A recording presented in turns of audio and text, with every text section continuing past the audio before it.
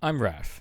I worked in the comic book industry for 11 years, and I've been reading comics for 36 years. Until I didn't. And now I have a very, very, very, very big backlog. So I'm going to read some books and tell you about them. So this is everything I've read this week while I'm trying to catch up. First up is Planetary Expansion from Critical Entertainment, written by Christopher Retta and art by Alonso Molina Gonzalez. This is issue 1 because I forgot to order the rest of them. So this book is a speculative science fiction book where humanity moves out into space because they still can. There's still time. Wow. Imagine that. They still have time. And it follows multiple characters, including Redford, who's this mysterious badass. Everyone's looking for a new future, new opportunities, and a chance to escape their past and the planet Earth. Interesting story. Art's pretty good. Molina gives it a nice Norrish feel. And I'm looking forward to reading more. The trade paperback should be available pretty soon. Next up is Golden Rage, Mother Knows Best, the sequel to 2022's Golden Rage from Image Comics. Written by Chrissy Williams, art by Laura Knight, and colors by Sophie Dodson. It's set in a world where everyone hates old women and women that can't give birth. Gee, what the difference from reality. So these women have been forced to an island and to kill each other like Hunger Games style. And in this sequel, they've banded together, but things are getting harder. There's the threat of annihilation from the outside world. Everyone's hungry, and now there's a baby.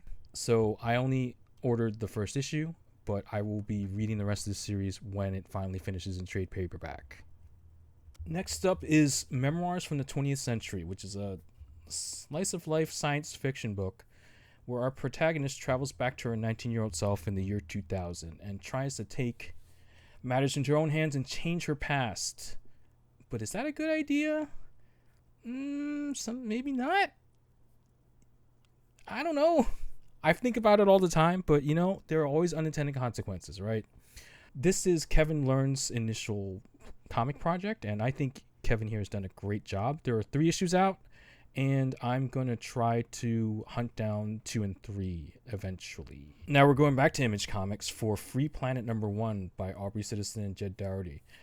They've created a incredibly rich sci-fi world where a planet that has just won its independence deals with the fraught politics of its fractured coalition through the lens of its protectors, the Freedom Guard, who all have their own beliefs, perspectives, and agendas.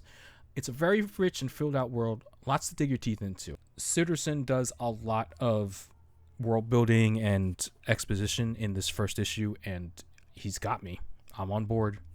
And now to one of my favorite characters in all of fiction, the nuclear death lizard Godzilla, in Godzilla's Monsterpiece Theater, which is written and drawn by Tom Scioli, who has always been a favorite of mine. Check out Godland from Image Comics. But Godzilla's Monsterpiece Theater is from IDW, and in it, Godzilla takes on Jay Gatsby, Sherlock Holmes, Jules Verne's time traveler, and other literary characters. It's really fun, kind of a great idea. Like Godzilla versus Mothra, Godzilla versus King Kong, Godzilla versus Jay Gatsby from The Great Gatsby. Who would ever have thought of that? What a great! It was a lot. 3 issue miniseries, lots of fun. The collection comes out next month in July on the 22nd.